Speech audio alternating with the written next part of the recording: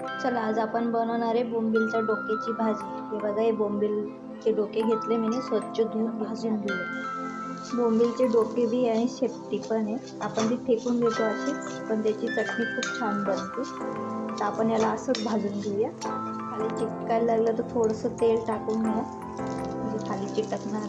चला, हे आपले भाजून झाले, आपण याला मिक्सरला दळून। त्याच्यामध्ये लागणारे वस्तू मिरच्या आणि लसूण बी भाजून घ्यायचं।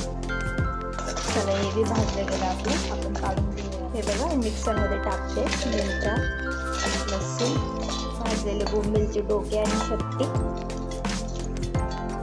कोथिंबीर आणि मीठ चवीनुसार। हे बघा, झाली आपली तळून। आता आपण याला फोडणी देऊया। चला, आपण फोडणी देऊया।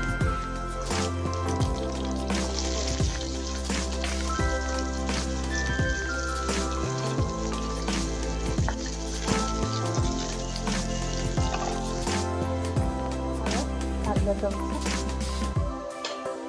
मिक्स करून घेऊया। दळलेली चटणी टाकून घेऊया आपण, मिक्स करून घेऊया।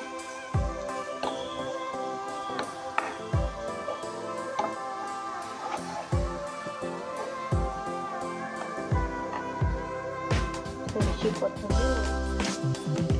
चला, झाली आपली चटणी, आता आपण सर्व करू। कशी वाटली? तुम्ही पोळी भाकरी बरोबर खाऊ शकता किंवा डब्याला बी घेऊन जाऊ शकता। कशी वाटली बोंबीलच्या डोक्याची भाजी? आवडली असेल तर लाईक करा, शेअर करा, सबस्क्राईब